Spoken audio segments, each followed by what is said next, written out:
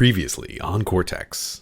What I did and what I was kind of alluding to is this thing where I have spent a very significant part of January breaking down the entirety of how do I work, what are my systems around work, how do I use task management, how do I organize notes, breaking down absolutely everything to nothing and starting over. You've got the voice for that. That was really good.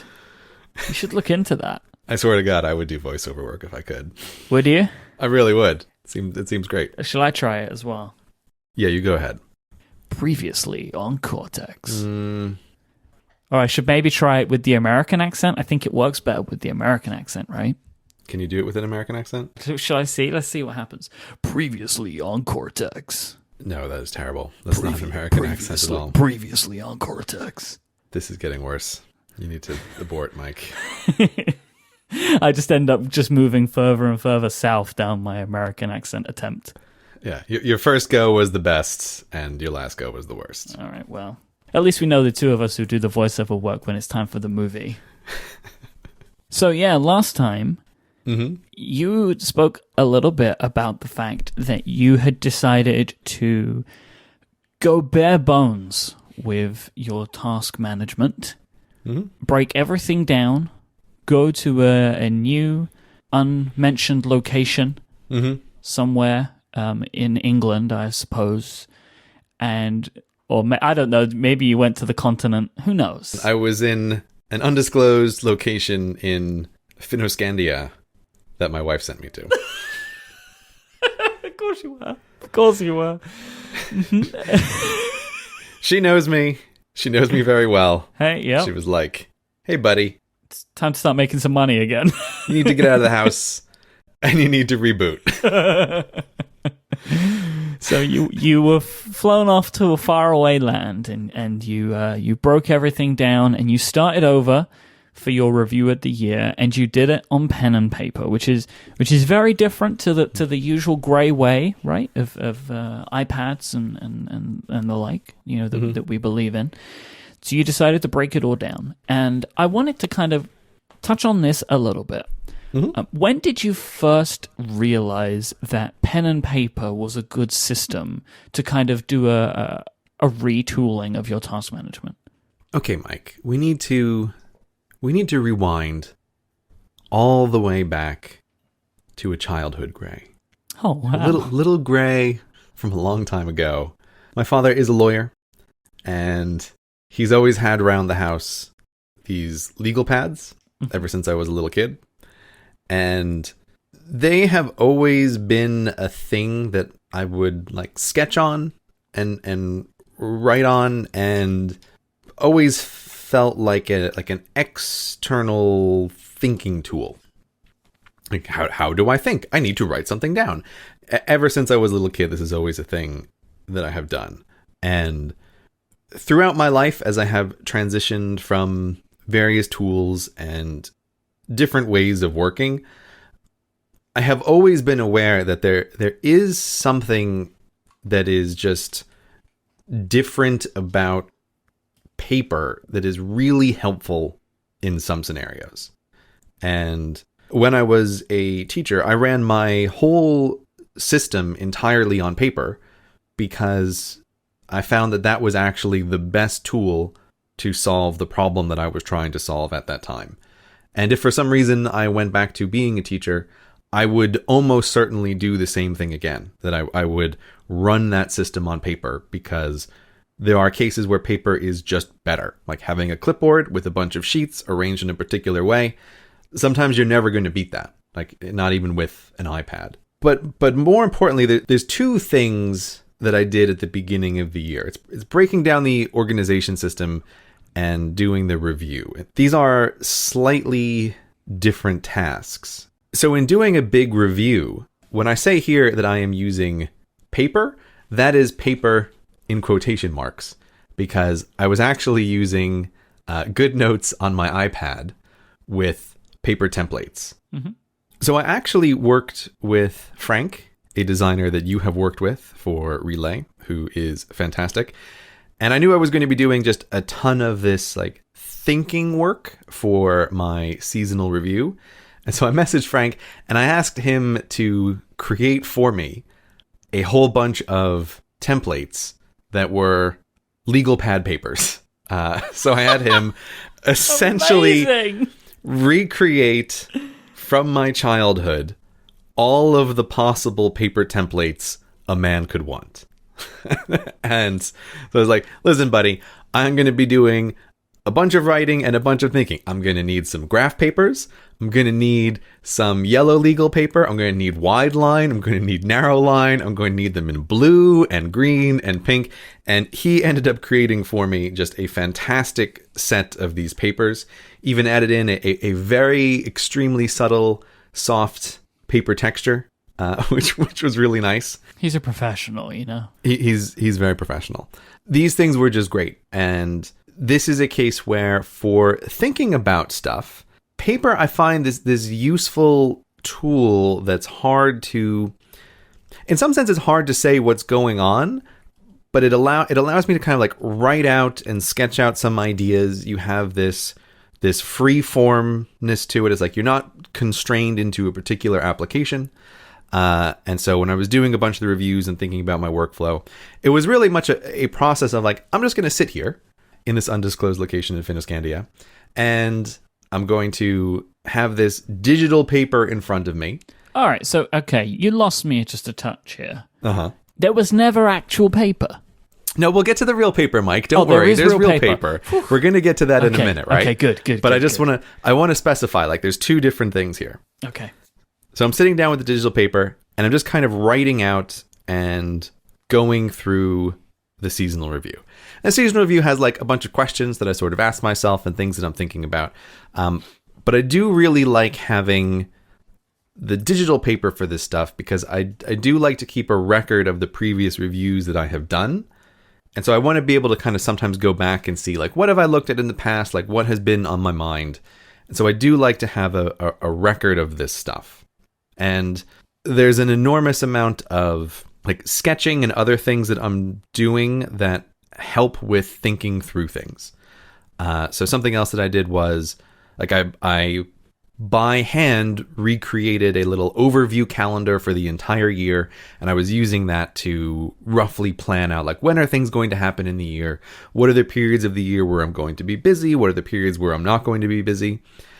And this is a case where like doing it by hand, even though in some ways it's like, well, that's ridiculous. You could download a PDF that would have an overview calendar for the year and just fill that in. It's like, yes, that's true, but there's something about doing it this way that is intentional, that it slows you down and it focuses your mind very clearly on the task at hand.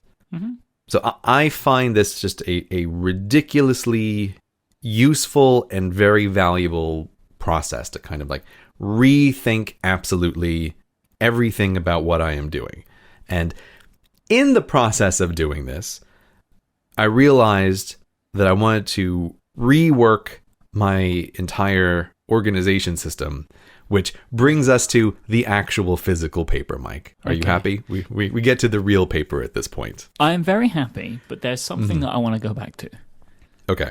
Tumbling across, I want to redo my entire organizational system is quite a revelation to have.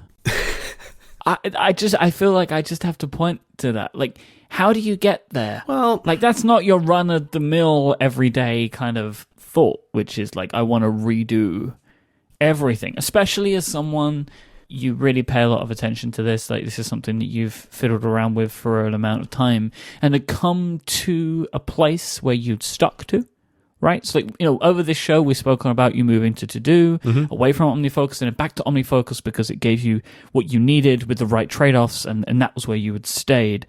And it really sounded like I'm there, I'm in it, GTD forever. I think there's an undercurrent of GTD not working that great for me in the show when I do talk about it sometimes. Yep. Like this to me fits into this question of, though I didn't have the word for it at the time, the year of redirection. And so what's occurring here is, as I was doing this big review and as I was spending a bunch of time concertedly focusing on how do I work, I was just thinking of a lot of the ways that in the previous year I had frustrations or difficulties or like a lack of smoothness in a bunch of the ways that I work. And the thing that I was thinking about when I decided, okay, I'm going to start over and build up. It is like I am still in this process now. Like I don't have a definitive answer for like what have I built up to. I'm still very much in the middle of thinking about all of this and working on this. But it doesn't necessarily mean that I'm building up to something that is entirely new and different from whatever it is that I used before. It's like we mentioned last time when we were discussing talking with another person forces you to think about your reasons for why are you doing a thing. And starting over with like, how am I going to arrange my work? This is a way of like, oh, I've built up this castle, but let me take it apart and let me examine all of the individual bricks and then say like, should this brick be here? Should this thing be replaced? As we're building up to some kind of structure that we're going to live in, let's re-examine the decisions that we made. Because maybe some of these things, and I know for a fact some of these things are built on foundations that are years old at this point. It's like, do these assumptions still hold true? Is this still the best way to work for me now? Maybe, maybe not. So that's what this like rebuilding the system is. It's a way to force a re-evaluation of all of the parts. And yeah, it's not something that I want to do very often. It's been a long time since I've done something this extreme. So yeah, it's just that's what's occurring here. This episode of Cortex is brought to you by Ministry of Supply. Whatever it is you have to wear to work, it almost certainly is not exactly something that you would want to wear all the time. It's uncomfortable, it's restrictive, it's too hot, or it's too cold. And by the end of the day, it's going to look terrible. Enter Ministry of Supply. They make performance clothes for the modern day workplace. Launched by MIT engineers, Ministry of Supply combines human-centric research, perform technology, and tailored designs to create wear-to-work clothes for men and women, like dress shirts, blouses, and pants. These garments work with your body to provide maximum comfort, combined with features like temperature control, wrinkle resistance, and extreme stretch to give you a sharp, professional look all day long. This is what a clothing company should be. They're using technology to make clothing that actually is comfortable over the long period. I wear a bunch of Ministry of Supply stuff all the time, and if I still had to go into work as a teacher, you can bet I'd be wearing a fully Ministry of Supplied outfit every day, all day. I was always way too hot as a teacher, and the thing that I really like about tons of their shirts is that they keep you nice and cool. Their men's Ministry of Supply Future Forward dress shirt has NASA-invented fibers that regulate body temperature based on your surroundings. And they've also started with socks, too. The Smarter Dress socks are made of coffee fiber that wicks sweat and absorbs odor. Ministry of Supply offers free shipping, free returns, and a 100-day, no-questions-asked return policy. To find out more and to get 15% off your first purchase, go to ministryofsupply.com/Cortex. Or you can visit any of their 9 retail stores in locations including San Francisco, Atlanta, and Chicago. Mention the show in store and also get 15% off. So once again, go to ministryofsupply.com/Cortex to get 15% off your first purchase. Thanks to Ministry of Supply for keeping me cool, and thanks for supporting the show. Now let's talk about the paper. Okay, of course. You want to know. He's obsessed with the paper, Myke. You're obsessed with the paper. I'm not even going to ask you what pen and paper you were using, like physical stuff, because I know it's only going to upset me. I couldn't even tell you what I was using. This is why I didn't want to ask, because I figured you'd either say that or you'd tell me something that would just make me sad. Like, oh, what was in the hotel? Like, I don't... I mean, that is the answer. We went on a quest. I gave you pens, you know? Yeah, but it's like, dude, it was in some other location, you know? I was working with the tools that were available to me at the time, and it was fine. Did you just pick up the iPad that was there as well, right? Just whatever iPad they had laying around. No, I brought my iPad Pro with me, Yep. and I was working on those beautiful templates that Frank made me. Mm-hmm. But no, for the actual physical paper, I used what was available to me, Myke. I couldn't even tell you what it was. Besides, it was a pen, and they were index cards and pieces of paper. Okay. I'm sorry. It's okay. It's okay. It's okay. I don't want to talk about it. Okay, that's It's fine. fine. Let's just move on from that. I don't want to talk about it anymore.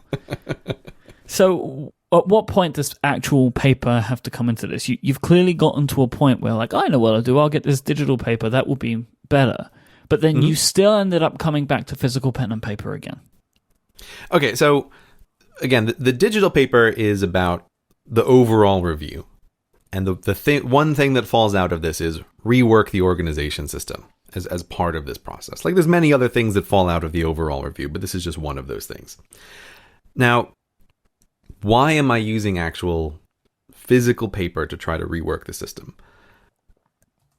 It's because just like the digital paper kind of frees you from a bunch of the constraints, like you can sort of do whatever you want with it.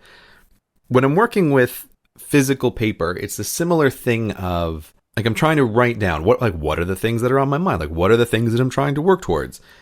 And what I ended up doing is like having a bunch of index cards and pieces of paper, and just sort of like, what I'm trying to do is put the work in front of me so that I can see it all, right? That I can like look at everything all at once and think about, how do I want to arrange this kind of thing? And though I am a man with many iPads, there are not enough iPads in the world, and it's not convenient enough to be able to have like a table where there's 7 iPads in front of me where I've written a bunch of things. Like with actual paper, you can really spread out and then try to move things around and like organize stuff and say, oh, does this go over here? It's a way of thinking visually and thinking physically, like rearranging items and moving things. So this is the huge advantage of using actual physical paper for this kind of thing. I also think it's a big advantage that if you don't know what it is that you want to do, you can't answer the question, what tool is best for accomplishing this task? And so many of the times when we have discussed in the past task managers or similar tools, it becomes very much a question of, like, what are the features of this task manager? What can it do versus what other task managers can do? You know, the joy of switching from one task manager to another is really a process of learning how the programmers of the task manager want you to arrange all of your things. Yep. And like, anytime you use any task manager, doesn't matter what it is, doesn't matter how fantastic it is, there is some process of you need to mold your mind to the way the programmer thinks it is sensible to organize information. It's just fundamentally unavoidable. And that is also why I always say, like, there is an infinite market for task managers, because everybody thinks in a slightly different way and everybody wants a slightly different set of features. And the market can always accept another task manager for whom some portion of the audience will say, oh, that is perfect for me. It does this one thing in this way that is just right for my brain. So putting all of the work on paper is a way to avoid that. It's a way to try to think about how to organize stuff without feeling constrained by things like, ooh, does this task manager support start dates? How does this thing handle recurring items? It's like that's down in the weeds, that's down in the details. And I'm trying to think about it from a much higher level of like, what is the thing that I'm working on? What am I trying to achieve here? So I'll just say at this point that I am in Todoist now, which is something I've been talking about for far too long. Mm-hmm. The process of moving the tasks was horrific. I can only imagine. Because it has to be done manually. Of course. And there are things that I like about it, and there are things that I don't like about it. Mm-hmm. One of my biggest things that I don't like is exactly that, around something like recurring tasks. Mm-hmm. It has the functionality for them, but doesn't really have the UI for it. Mm-hmm. You have to write it in the language that it understands. Yeah, I've seen that. There are nuances to that language, and everyone that I speak to that uses Todoist is like, once you learn the language, you're good, which I totally appreciate. Mm-hmm. And it is that language that I think will be the ultimate reason that I stick with Todoist, because the idea of natural language processing, or not necessarily natural language, but being able to speak to the application is valuable for me. It's why I don't imagine ever moving away from Fantastical, because I know how to type into Fantastical the appointment. Right. And I love that. Mm-hmm. And Todoist has that feature. I'm still getting my head around it, but it is, I think, what will keep me there, because I am able to talk to Todoist and say to it, I want to set this task at this date, and I'm now using projects, which I've never used before, because it's really easy to add those because you just type them in. Mm-hmm. So in a way to try and see if categorizing this, and I think the time tracking has helped me think about projects in my to-dos. And I'm trying to match those up and seeing what that looks like giving things the same kind of names. Mm-hmm. I don't know what that's going to result in yet, but I feel like that there could be something there that helps me kind of compartmentalize my work a little better. I'm still playing around with the automation. I've signed up for Zapier. Mm-hmm. Well, I want to come back to that at some point in the future. Yeah, it's a big thing. That's a whole thing. But Zapier is a service like If This Then That, which allows you to connect web services together. But Zapier is very powerful, and a lot more powerful than If This Then That. More complicated, but more powerful, and it can do some interesting things. So I'm still playing around with all of that and trying to work out how Todoist can and moving to Google Calendar and all of that stuff. That stuff is all still at play. Mm-hmm. But on a general day-to-day, so I have been running OmniFocus and Todoist in parallel to make sure that they're working the way that I expect. It's a huge thing to do. That is a fun phase in any transition. Like, this is all the kind of stuff I'm trying to avoid with paper. It's like, Jesus Christ, I don't want to think about this. But yeah, that is a horrible phase where you're running two task managers because you want to make sure that the one isn't missing things that is still in the other one. Right? Because here's the thing. I have an incredible level of trust in OmniFocus. Mm-hmm. Todoist has to win my trust. Oh, yeah, of course.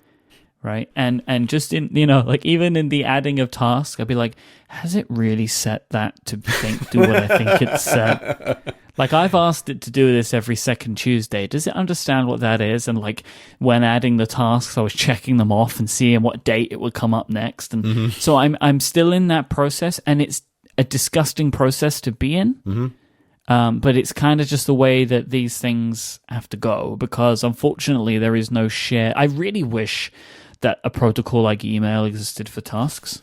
Yeah, keep dreaming, buddy. It's never going to happen now because we're too far down the rabbit hole. Like, why would such a thing exist? It's too late now. Yeah. But I really wish that something like that did exist, so we could move to do applications as easily as we could move email apps. As anyone that's listened to the show for long enough will know that we love to do. So I'm very interested in continuing this path of Todoist, and I think that once I am used to it, it really will be the natural language engine that keeps me there more than anything else. That has already by far and away been the most interesting part of it. So far, even more interesting than the automation, which was the thing in my brain as the reason. Mm-hmm. It was the kicker, and I think as time goes on and I integrate the automation, that will become a second pillar of why Todoist is superior for me, I hope. But me just being able to type in, and also with using the Amazon Echo, dictate tasks with this natural language engine, I think will become the reason that I stick with it. But I'm still very much in the, I wouldn't even call it honeymoon phase. Basically, me and Todoist have moved in together, and currently we're finding the things that annoy each other about each other. We are in that phase right now, and mm-hmm. we're currently just trying to find some common ground on some things. Oh, Myke, I understand I understand your pain here. I really, really do. Yeah. It's like everything I'm doing is trying to avoid this for as long as possible before I do like a which tools am I switching for thing, because it is such an enormous hassle. It is always a rejiggering your brain to thinking the way the other thing works. It is a process of regaining trust in another. It is no fun. It is no fun to do. It's a thing you want to do as rarely as possible. You're living in fear for a while. Yes, yeah. That is an excellent way to put it. Mm-hmm. It's like, what terribly important thing is not going to happen because I switched from OmniFocus to Todoist? What is it?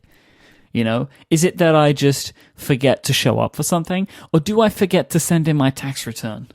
Yeah. Like, what is it that it's going to make me do? Or I know I have things in my various to-do applications that are sometimes years out, right? Like a remind me in 2 years kind of thing. It's like, it's really hard to make sure that you have all of those bases covered. Luckily, my total amount of items is about 50 items. Mm-hmm. You know, as we've spoken before, I try and run my to-do manager as lean as possible. Mm-hmm. So that is good. I can only imagine for you it is more than that. I don't know by what factor, but I imagine it is more. And I know that many people listening will run their to-do apps very differently to the way that I do, right? And we'll have more. And I could have more, but I try my best to not do that. Mm-hmm. And there are other little things that I still need to get used to. Like I haven't changed over some of the templates that I made, but I know I can do that, but that's more work that needs to be done. And, you know, another thing about all of this is I just really hope that Todoist sticks, because otherwise I need to do this all over again going back. Yeah, that's the dread is doing it in reverse again if it doesn't work. Because I have done this with Todoist before. Mm-hmm. But my reason at that time was Todoist notifications of alarms, like of notifying you of a task, was really bad, their implementation of it. But they fixed that now. So that, and I didn't know that until it was too late, right? But I have enough people that I trust that I know are incredibly productive people that use Todoist now, mm-hmm. that I'm willing to go back to it. Today's episode of Cortex is brought to you by FreshBooks. Life as a freelancer can be a challenging thing. If you're self-employed, it can be tricky to just keep on top of all the projects that you've got going on. Maybe you're rebuilding your task system. Maybe you're prepping for a meeting later on in the afternoon. Or maybe you're getting ready to take a trip up to the mountains or to some secluded area somewhere to work. It doesn't matter what it is. Lives of being a freelancer is a busy thing, and our friends over at FreshBooks believe that these rewards are worth it, even though it is so challenging. So they build tools to make it easier for all of us, and it really does make it easier for me. Like, I use FreshBooks. We've used FreshBooks since day one of Relay FM. We sent over 900 invoices. We're approaching our 1,000th invoice sent with FreshBooks, and every single one of those is out of the door in less than 30 seconds, because it is so easy to go into FreshBooks and to just fill out one of their invoices, which all look fantastic. There's a WYSIWYG interface to build them all together. Exactly how you see them being built is 100% how your clients are going to see it in their inbox. The working world has changed, so FreshBooks has redesigned their platform to make it even better for the people that work online. You're going to be able to be more productive and organized whilst also being paid quickly. FreshBooks customers actually get paid up to 4 days faster because it's so simple and so easy to implement a myriad of payment options. No more guessing games about who has seen your invoice, because you'll be able to see exactly when. You get a nice little breakdown of where that invoice is, who's seen it, who's opened it, even who's printed it. So you can know when it's in the system at your client and they're getting everything paid out for you, so you don't need to send them any chaser emails. FreshBooks has a great notification system that you can think of as your personal finance assistant. Every time you log in to FreshBooks, you'll get an update on what's changed with your business and what is there that needs your attention. All of these features are coupled in with a beautiful redesign which focuses on simplicity and clarity. FreshBooks is focused on the age-old question of how is my business doing, and that is presented clearly to you. FreshBooks is offering a 30-day unrestricted free trial to listeners of this show. Just go to freshbooks.com/Cortex and enter Cortex in the How You Heard About Us section, so they will know that you came to them from this show. Thank you so much to FreshBooks for their support of Cortex and Relay FM. So, this brings us to the types of to-do applications that are available. And you touched on this a little bit about the fact that there are kind of like a couple of different strains that you can go here. You can go basic or you can go advanced. So I thought of a couple of examples to set the stage, Greg.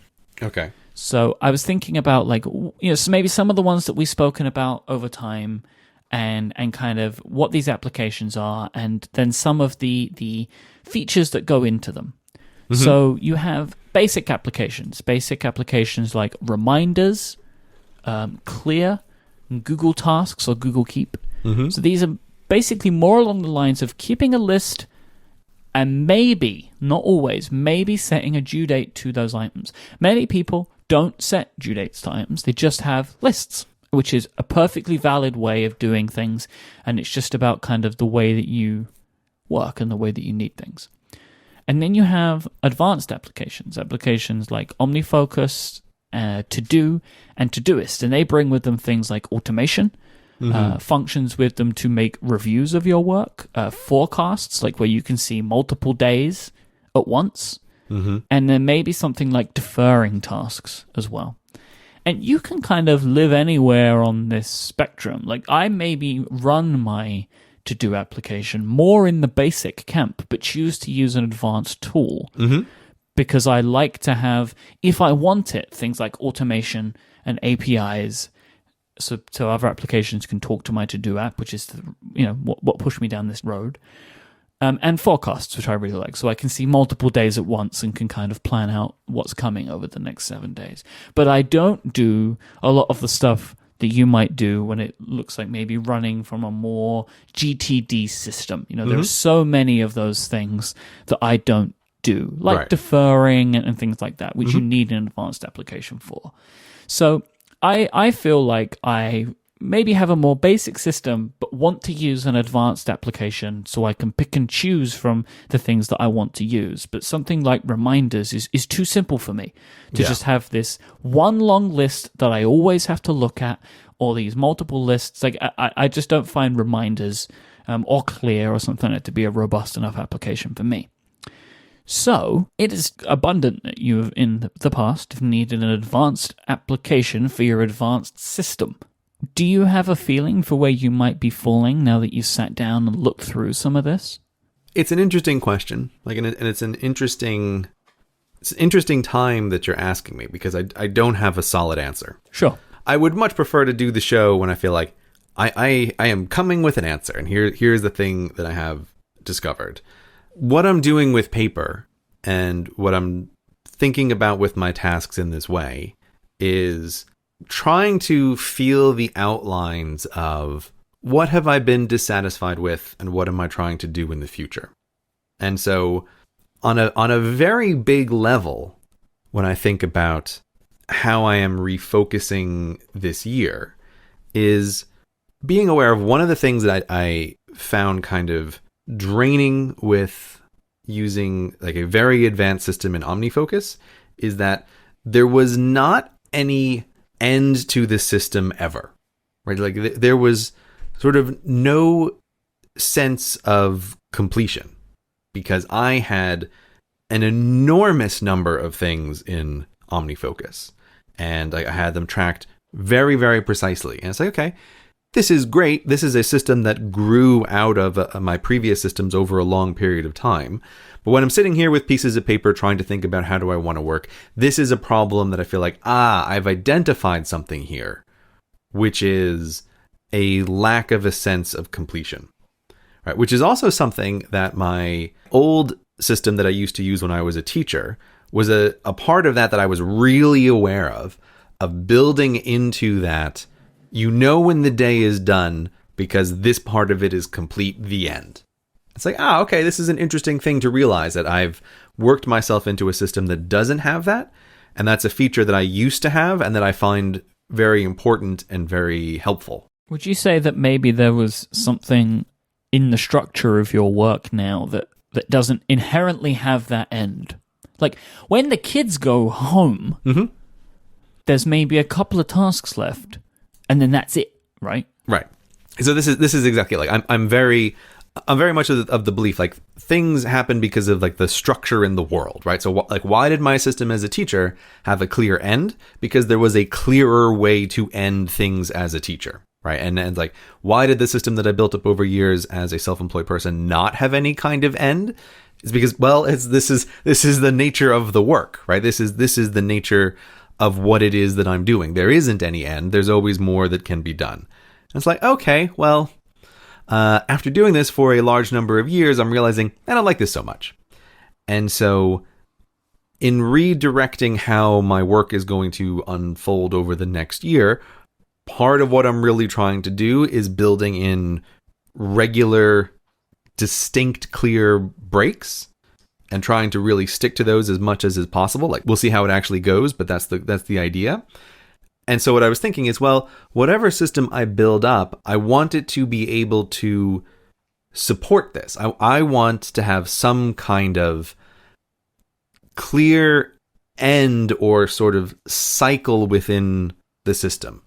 So this is an example, like, what are the things that I'm trying to identify around the edges? And that's one of these things that I'm trying to identify around the edges, is like, can I build up something that creates a sense of completion that can also work with the schedule for what I'm trying to do over the course of the year? And so it's funny, Myke, because you have this list of like applications in the show notes of the various to-do managers and what are they like, and what various features do they have. But the thing that I have been playing around with a little bit, just not even with the intention of using it as a primary task manager, but just simply because, like, oh, this is the digital tool that most closely replicates the paper, let me just play around with it a little bit, is actually using Trello, which I don't know if you've ever used or tried. I use Trello a lot. Oh, do you? Mm-hmm. Okay, how would you describe Trello to the listener? Because I feel like I am the worst person in the world to describe this tool, because I think I'm using it in a way that nobody intends it to be used. Trello is built from the process of Kanban. Mm-hmm. If you are familiar with that. Mm-hmm. So if you know what that is, you can immediately visualize Trello. If you're not familiar with it, which many of you would not be, I wasn't until I used Trello for the first time. Imagine that you have a bunch of tasks and you write all of the tasks down on index cards. Mm-hmm. And you have a process that you need to go through to get a task to be complete. So you line up all of your tasks and they're at the starting line. And the process can be written out into columns. So you can have part 1, part 2, part 3, and part 4. And you move each task across the columns. So it moves from left to right. And then it is complete. Mm-hmm. That is like the easiest way that I would describe how this type of Trello system would work. In that what you are doing is taking things and moving them around from place to place. And as they're being moved, you can update them, you can add information to them. But the idea is that you get them from the start line to the finish line. Mm-hmm. And you do that by visually moving them through this process, moving them from column to column.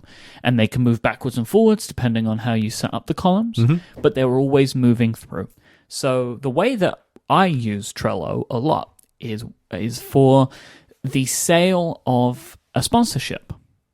So Stephen set this up when I told him that I feel like I didn't have a good visibility for how sponsors were sold through our process, and I wanted to work with him so we could understand it a bit better together, and he created this thing in Trello. So every sponsor is a card, so they're their own little card. So imagine that each sponsor is an index card, and we move them through our process from initial contact made to if we're progressing to a sale, and then if we've sold. So that is what I use Trello for a lot. We also use it for when we're setting up big events, and we also use Trello for goals when we're setting goals, and even for our assistant. So when we're looking at trying to hire an assistant, we have a Trello board for that, and we have all of the different tasks that we may want them to do, and when they might do them, and if it's the right person, and all of that sort of stuff. So me and Steven use Trello a lot to plan big picture stuff for the business. I didn't realize I was speaking to such a Trello expert. I thought you might have like a passing familiarity with it, but I was like, oh, Trello, I have 20 of them. Yeah, I have all the great Trellos. So there you go. That's what I use Trello for. And considering the fact that you were using index cards, I'm not surprised that you're using something like Trello. Yeah, again, I wouldn't even say that I'm using it. I'm just playing around with it. Sure. But yes, it's an interesting thing to play around with because not entirely, but it does largely avoid the problem of like learning a specific task manager because it just simply doesn't do most of the things that most task managers do. And it is very malleable. Yeah, it's very malleable, and importantly, it's very visual. So I was like, okay, let me move these things around. And so I've been going through this process of sometimes working on paper, putting things in Trello, sometimes rearranging things in Trello, and then sometimes writing it out all again on paper just to think about like, let me mess around with this. Like it's an iterative cycle back and forth, thinking about how to best organize my work. Yeah, but Trello is really good to use if the work that you're doing has a process that is not dictated by Trello itself. Yeah. Like there is an external process that has to happen, and Trello can support that. So like for creating YouTube videos, the process can just be the different stages in which they are. And if you're working on multiple YouTube videos at a time, you can move them through from process part to process part, you know? Yeah, it's relatively free form compared to most other things, which I would say is like both its strength and its weakness. But it's an interesting thing to play around with. I know a while back I had sort of messed with it a little bit just as an interesting tool to look at and never really thought about it much since then.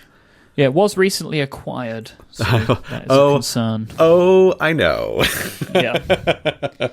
It's just like, the acquired news. Wah, wah, However, wah, it was wah. acquired by a company that would feasibly want the system that it is. Yeah, but you know. But they may just change their business model.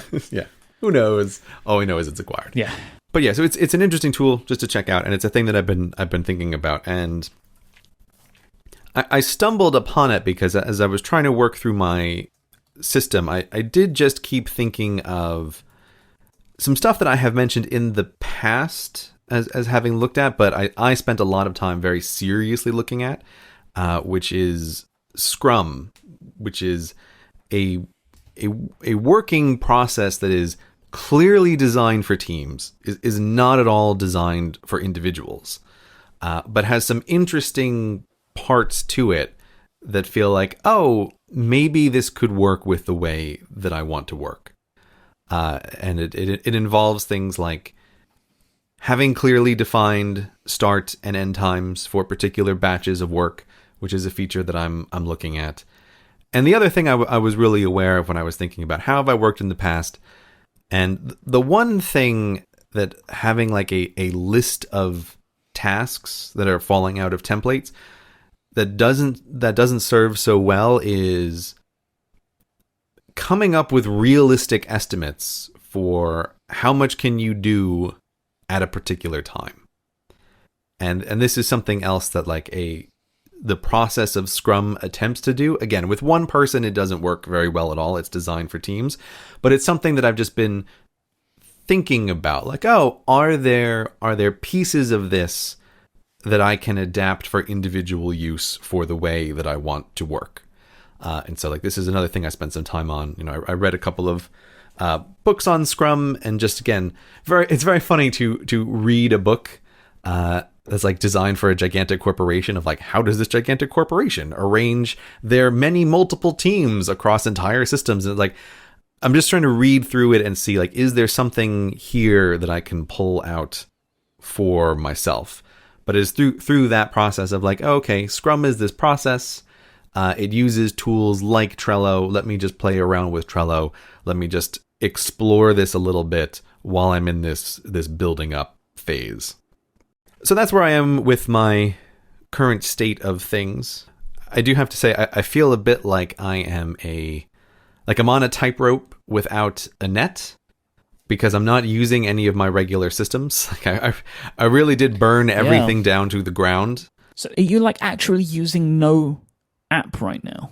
Like other than Trello tinker around with? At the moment, I am literally using nothing except like some index cards and some Trello tinkering. But it is a very temporary phase. Like this doesn't last forever, because this is partly like going back to the idiot pre any system me who like, I'll just remember the things that I have to do, which is a terrible strategy. That's horrible. It's an absolutely horrible strategy, and I'm not really doing it, but it's like, okay, I mostly have 3 big things to keep in mind, like the next video, the next Hello Internet, the next Cortex, right? These are the 3 main things that I really need to keep track of.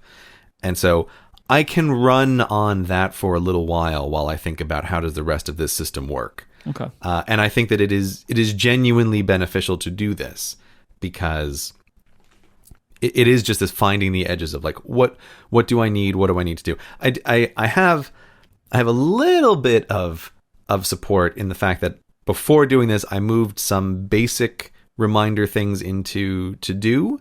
So there's like maybe 20 little recurring items in To-Do. I'm just like, I'm always going to forget this stuff. Like, this is just the bare minimum. It might as well be reminders. Yeah, and I guess between that and your calendar, like, you're getting through without the big system supporting it all. Exactly. And what's also funny is like, just by using To-Do and by using a calendar, I'm already using more tools than like many people I know use to really work. But like from my relative perspective, it's like, this is a precarious situation here. So I am just playing around with these things and trying to figure out what is it that I ultimately want to build up to. And my current state is I'm trying to pull out the useful parts of systems like Kanban, the useful parts, or the still relevant parts, I should say, of getting things done, and trying to see if there's a way to like adapt Scrum to sensible individual use. But I would be very curious to hear from anybody in the audience if they have any other kind of like actual systems that they use or that they care to recommend. Like, I'm in a very open, accepting feedback time of my system. So I'd be curious to see if anybody has any thoughts on any systems. Leave links in the comments, and I will definitely check things out and spend a bit more time exploring. Today's episode of Cortex is brought to you by Dice. Dice has been helping tech professionals advance their careers for more than 20 years. They have the tools and insights needed to give you an edge. The Dice Careers mobile app is the premier tool to manage your tech career from anywhere. With thousands of positions from top companies available, you'll find the next move that you're looking for. Wondering what's next in your career? Dice's new career pathing tool will help you learn about new roles based on your job title and skills. They'll even show you which skills that you're going to need to make the move. The Dice Careers Market Value Calculator allows you to understand exactly what your skills are worth as well. Discover your market value based not only on your job title and location, but based on your specific skill set. Look, don't just look for a job. Manage your technology career with Dice. Download the Dice mobile app and learn more at dice.com/Cortex. Thank you to Dice for their support of this show and Relay FM. It is that time again, CGP Grey. Ask Cortex. We turn to our audience of amazing people. Hello, audience. Hello, audience. And these are people that submit their questions to me on Twitter with the hashtag AskCortex, or they leave comments in our Reddit thread, and they go through and they will give me some questions that they would like for us to discuss on the show. And we will start off today with Philophus, who asks what our sleep schedules are like. Do you have particular times that you aim to go to bed or wake up? What are those times? Why those times? And what effect does this have on your productivity when you're observing them? Well, you live on East Coast time, don't you, Myke? Isn't that your sleep schedule? I live on Myke time now. I don't even anymore. What does that mean that you live on Myke time?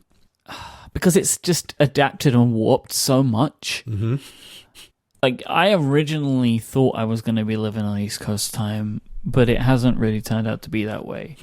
I go to sleep between 12 a.m. and 3 a.m. Oh, God. And I wake up between 8 a.m. and 10 a.m. Oh.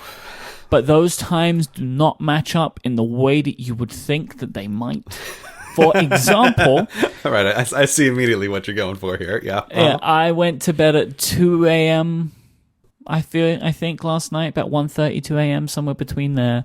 and I woke up at 8:20 today. But the day before, I went to sleep, I think, at like 1:30, and I woke up at 10. Okay. It's all over the place. I have expressed to you the last time that we met up that I'm becoming more interested in sleep tracking as well. Mm-hmm. And this is something that is on my radar to try and find the tool or tools that work for me to allow me to do this. Mm-hmm. Because I don't know what effect sleep has on my productivity, honestly. Mm-hmm. Because my thesis is that it doesn't. Purely because, as it stands right now, my sleep schedule is so erratic, mm-hmm. and my productivity is not very erratic. Is it at least the way that I feel about it? Because for me, it's more like time. Like, I don't feel like I'm like, oh, I wasn't very productive today. It's just, oh, I didn't spend much time working today, or I spent a lot of time working today.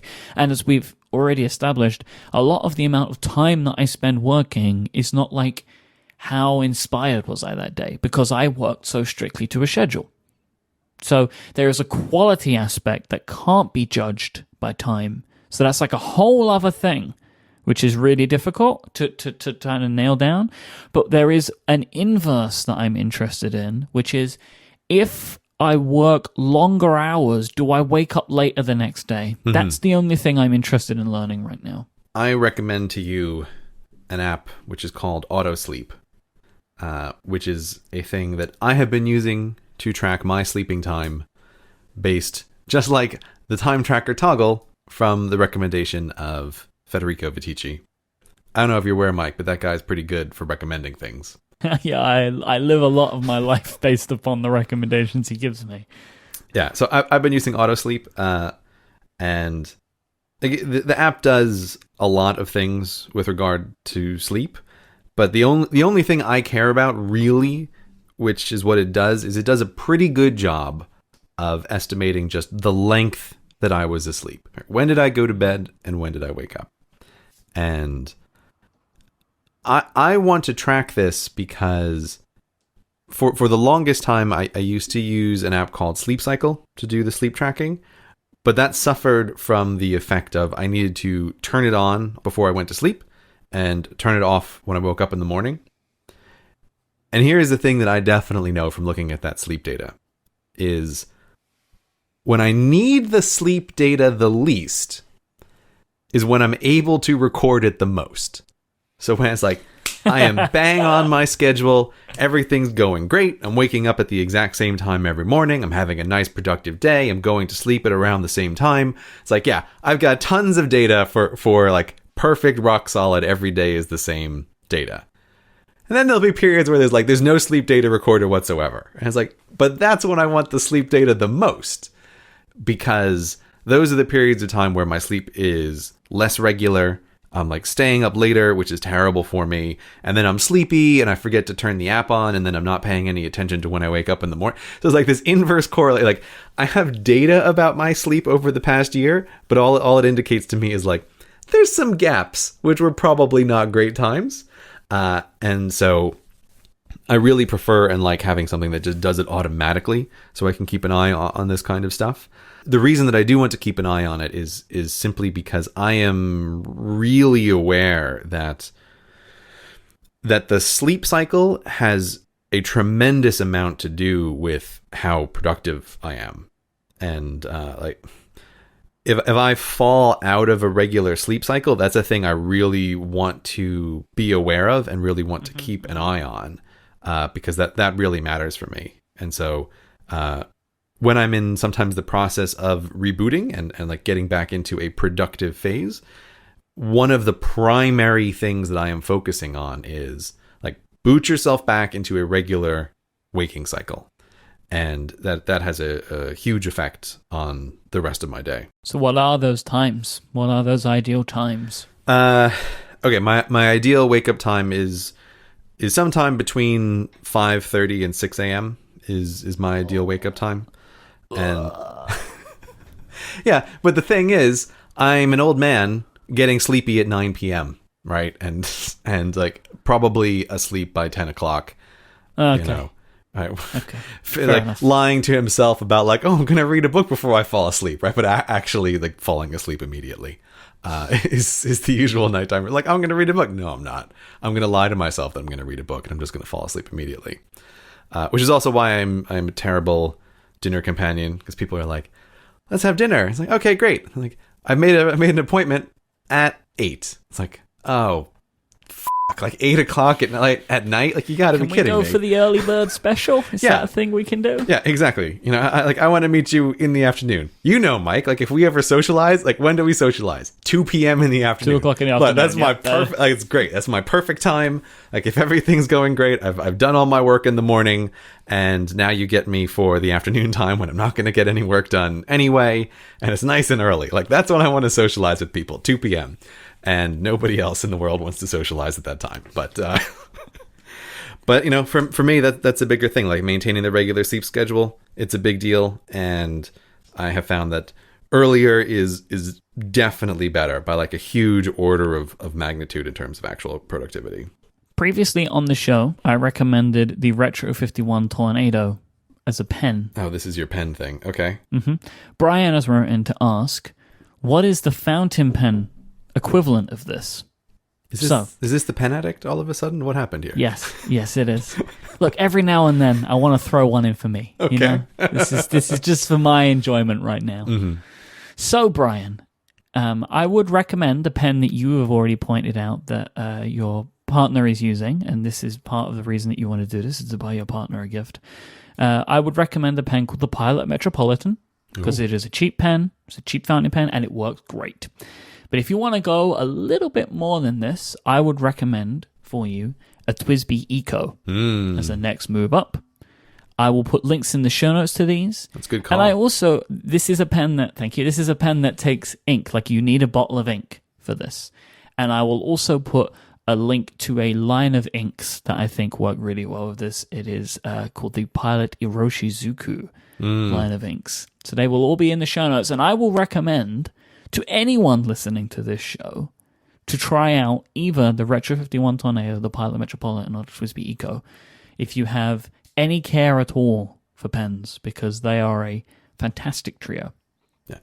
Don't just use whatever pens they have in the hotel. Don't. Mike does not approve. You deserve better, listener. You really do. R. Elvin asked, what did you both want to be when you grew up? Well, you wanted to be a professional podcaster, right, Mike? Only from the age of like 20, 21 maybe. No, okay.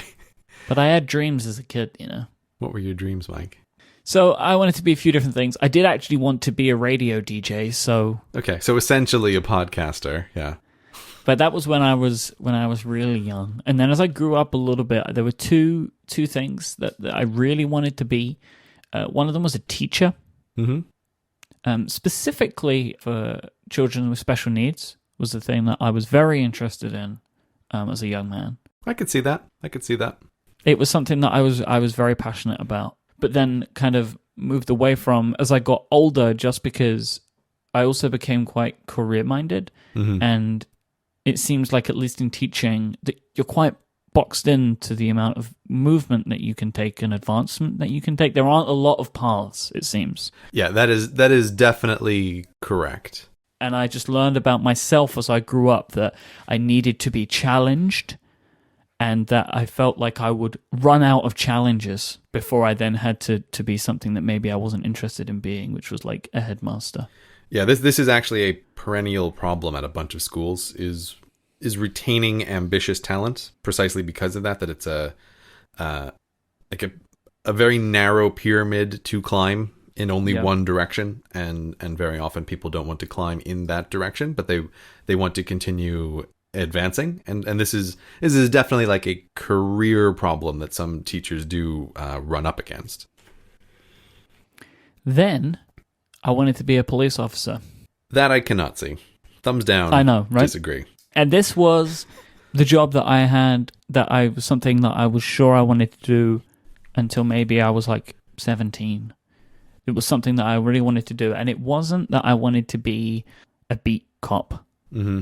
like patrol in the streets of London. Right, with your billy club. I wanted to be a detective. That's what I wanted to be. Mm-hmm. That was something, and it's still something I'm very interested in. I wanted to be a detective. I wanted to solve crimes. I cannot see so that's that. my eclectic list Cannot of see that, Myke. jobs. No, I am not physical enough to be a police officer. This was what I realized in my life, is that there is a lot of it that I wouldn't be good at. So I did not pursue it. I'm not tough enough, basically. I think you're doing a better job as a professional podcaster than you would do as a police officer. Just going to put that out there. Thank you so much. What did you want to be when you grew up? I mean, when people ask this kind of thing, I feel like what this question is asking is, what did the dumb kid version of you want to do? Right? And I feel like I have very little patience for most of this kind of stuff.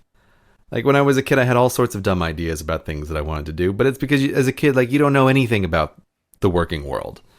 You know, and even here, like into the teenage years, and I think this is the same thing. It's like, oh, Myke, you wanted to be a police officer, but like you haven't thought anything at all about what being a police officer really entails. I wanted to drive cars really fast. Yeah, exactly. Right? Like this is like your idea when you're younger about what the working world is like, and so yeah, there's a bunch of stuff that like my parents tell me that younger me was interested in doing when he grew up, but I feel like I don't really care what that kid thought about anything. He didn't know anything about anything. But what did he want to do, though? Come on. Just, yeah, like, it's like, what was one of the parents said, like, at some point, I wanted to be a paleontologist, right? It's like, because I like dinosaurs and I haven't thought anything at all about what being a paleontologist is like. It's like, oh, you ride dinosaur skeletons all day? Surely being a paleontologist is like, no, you're outside in the hot sun moving a toothbrush over a bone for hours if you're lucky, right? It's like, oh, no, it's a terrible thing. I think the first serious career that I had a somewhat reasonable idea about, which is the same reason that I didn't go into it, was that when I was in college, I was really aiming towards being a college physics professor. Mm-hmm. I thought, like, this is a thing that I really want to do.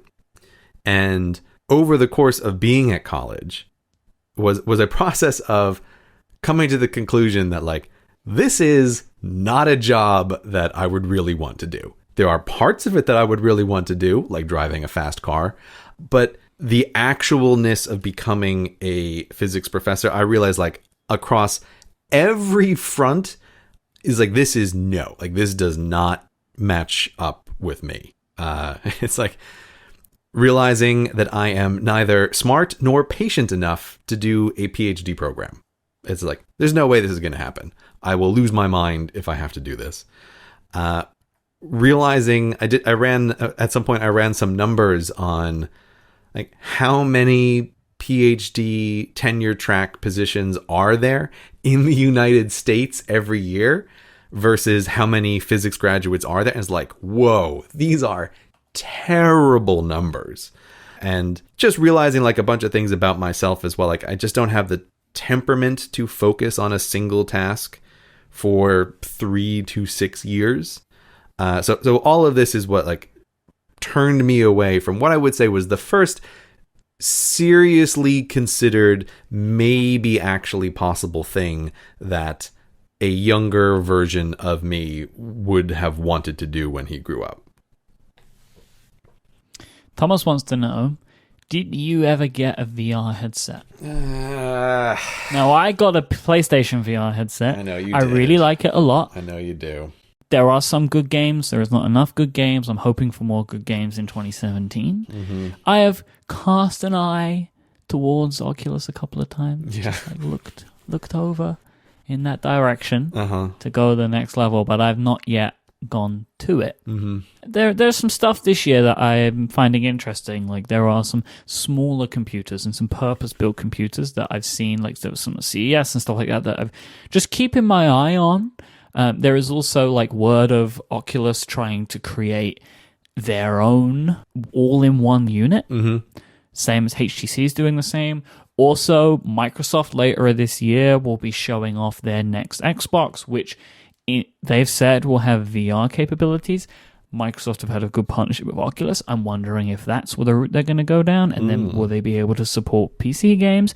I expect by the end of this year that I will have some other equipment in my house because you can never have enough. Never enough immersion in VR. What did you buy?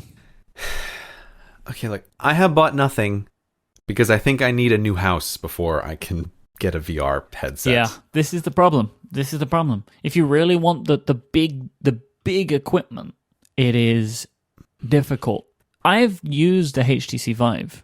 I have not spoken about this on this show. Mm-hmm. And I think that it's a great system, but some of the things that are good about it are things that I don't like about it. And I like that you can move around, but every now and then I'll bump into something and then that ruins the experience. Or I trip over the cable and that ruins the experience. So it's a great system, but I don't like it so much. And also, what everybody said that they loved were the controllers. Mm-hmm. But those controllers are not as good as the Oculus Touch controllers, and we had used those a long time before they came out, like 6 or 7 months. So we were starting, I think, at a better level, and I find the Oculus Touch controllers to be vastly superior to HTC's, just in the way that they feel and the way that you use them. So I still maintain that my favorite system that I have used is the Oculus. Yeah, I mean, this is the problem. I have this feeling of like go big or go home with VR, and there are some VR options, but I feel like that Oculus experience was just so good that I feel like I either want to wait for other systems to catch up to that, or I want to replicate that. And if I'm trying to replicate it, at the very least, it's like, you know, this flat that I'm living in London is like there is no place for this. And it requires a rethinking of everything in like our room, which is the kitchen and also the living room. And it's like, where would this go? This would go nowhere. So I do keep piling up a list of reasons why my wife and I maybe should move. And on that list of reasons, I would have space for new VR equipment is probably the least convincing item that is on there for her. But I feel like it is very convincing for me. You need a mega office, man. Wait a minute. I'm going to disagree with you on that, actually, because I don't think you should have your VR headset in your mega office. I think you need clean, distinct, different contexts for working. Video games are part of my work, Gray. That is a lie. You should not tell yourself that. I have a video game podcast. I have one. Yeah, I know, Myke. But I feel like that... Come at me. That video game podcast exists to support this idea. Mega Office serves two main roles in this home. It is one where Myke can do work, and two where Myke can put all of the stuff that shouldn't be in the rest of the house, and this just becomes my space. I have a sofa. The sofa is perfectly positioned in front of the TV. Mm-hmm.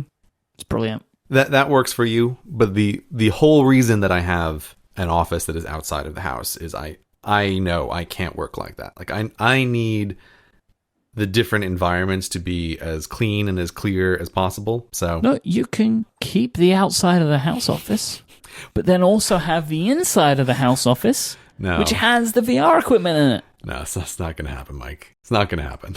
This is a life hack, my friend. No, it isn't. It's a terrible idea. CRC128 wants to know, if I skip a YouTube ad, do you get anything for it? I don't know the answer to this. Oh, really? You don't know the answer? You as a YouTube creator, you don't know? So I think the short answer to this is no. If you have one of those YouTube ads where it's running down the little timer that says, you can skip this in 5, 4, 3, 2, 1.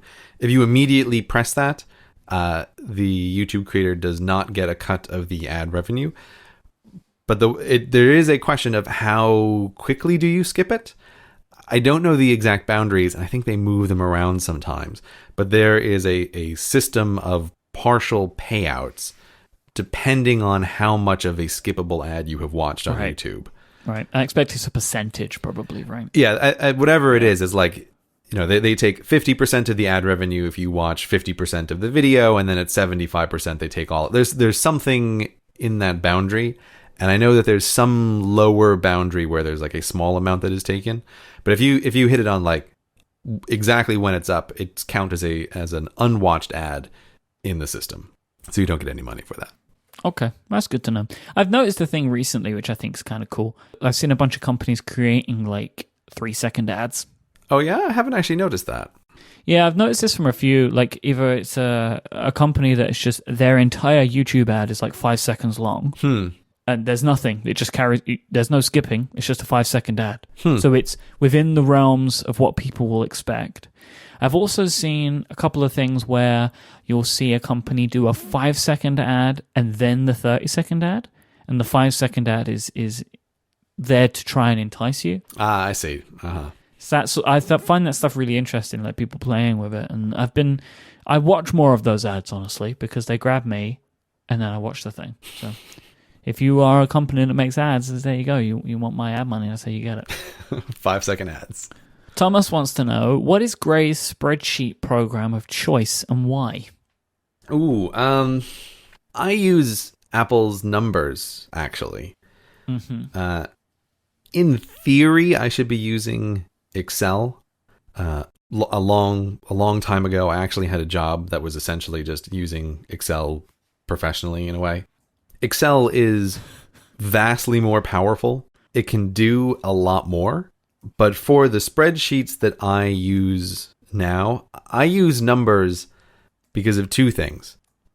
The first is it does just look nicer. Like it takes a lot less effort to make a Numbers spreadsheet look nicer. And the second thing, which I really love, and I can't believe Excel hasn't copied in some way, is the way that Numbers allows you to have... You don't have to be working with a single infinite grid in all directions. You can just drop down a little mini grid and move it around. So it's like you're working on a blank piece of paper. And you can have like multiple grids all over the place and like different... Yeah, it's interesting. Yeah, and that allowing you to rearrange things, I find hugely helpful for the sorts of spreadsheets that I want to create, where I'll have a bunch of... It's not programming or anything, but it's like I'll have a spreadsheet where I want to just put in some inputs and then get the outputs displayed in some different way. And it's like, yeah, I could do this with Excel and you sort of fake it with hiding some of the cells, but it's just much nicer and much easier and faster to get it good looking if you can just drop down a little table and say, I want it to go exactly here. And then maybe I rearrange it later. I go, oh no, I'll put it over there. It's better in this spot. I just really like Numbers for that, and it's a feature that I use a lot.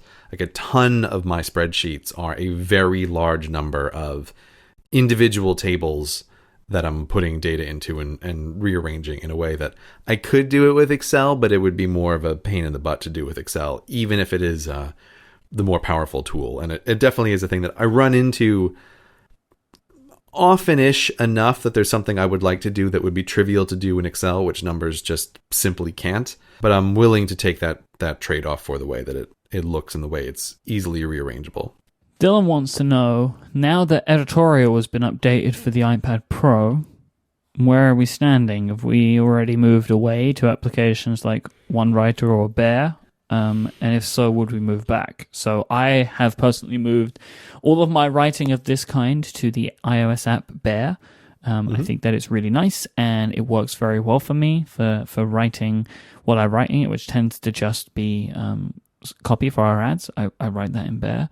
I am not going to be switching back to editorial for my work there, purely because I am concerned at the rate of advancement of the application. I was on the beta, but it took a very, very, very long time for that app to come out of beta for this version. So I'm going to stick with Bear for the time being. Yeah, editorial was my primary app for a very long time for doing the writing. And for the video scripts and for some other things that I write, I'm now using Ulysses as the primary app, which I don't think we've talked about very much at all. No. But Ulysses has some features that I really, really like. It's one of those apps that it like I played around with it for a little bit, and it takes a while to like change your mind a little bit to take full advantage of the way that this can work. And I have to say, like the rules for rulers videos that I did, those relied very heavily on some of the features that Ulysses has, where if you're working with it the way it wants you to work, you can rearrange sections quite easily. You can see a little like outline of what it is that you're working on the side and move sections up and down. And I was doing that constantly on those videos. And that is a kind of feature that I have a very hard time now imagining using any kind of writing app that doesn't have some ability to do this, to replicate information on the side and a quick ability to rearrange the sections. So that has become just an absolute vital feature, and editorial doesn't have that. And there's also some stuff with Ulysses because it's working in Dropbox. There's some fancy stuff that I don't really need to get into right now, but in the way that my assistant can also have access to a subset of the things that I'm working on Ulysses on her end through Dropbox, and everything like syncs in a really nice way. But she doesn't have to have access to everything that I'm working on. Like, there's some nice things that I can do with this app. So that's why it has taken the primary place as the app that I'm working in. And for everything else, I'm also using Bear as a kind of scratch pad or list maker, or just for various miscellaneous things. I have to say, I'm really impressed with that app. I really like some of the color schemes and the way they arrange things. So those are the two apps that are my primary writing apps at this point. Adrian would like to know how your betrayal of the MacBook Adorable has been going. I didn't betray anything. And was the touch bar really worth this betrayal? No, it betrayed me. It went up in a little puff of smoke. Mm-hmm. I feel like this is more a question of if I betrayed you is what's really coming out. Whatever really it coming is. out in this. There was a betrayal. And has it been worth it for you? Do you use that computer? Yeah, I do use that computer. It is useful for exactly the purpose that I intended it, which is for occasional mobile podcast recording and or editing. Yeah, but so was the MacBook. Yeah, but you're asking me if I'm using it for these things. Like, yes, I use it for that. I do have to say, I really like the second generation butterfly keys. I was always a defender of the Adorables keyboard. I think people didn't use it long enough to get used to it, and I really liked it. But the second generation keyboard is way better. And I really hope that Apple at some point updates their Magic Keyboard to use those same switches. Like, I think they're fantastic. Don't say that out loud. Why? Because just people have lots of opinions about their keyboards, and I don't think people would like to hear that. Well, I'm not interested in what they would like. There's two sides of Apple here which are probably warring with each other, which is the efficiencies of scale versus, boy, we sure don't want to retool any of our equipment. I think that's the battle that would be taking place over what is the next generation of the Magic Keyboard. Mm-hmm. But I would love them to. I would love them to go with the efficiencies of scale argument on that. I have to say, I really like it. As for the touch bar, the lack of escape button is not really any problem. I find I hit that corner really easily every time I want to hit the escape button. It doesn't bother me that there's not a physical button there. I was expecting that to be a problem, but it isn't.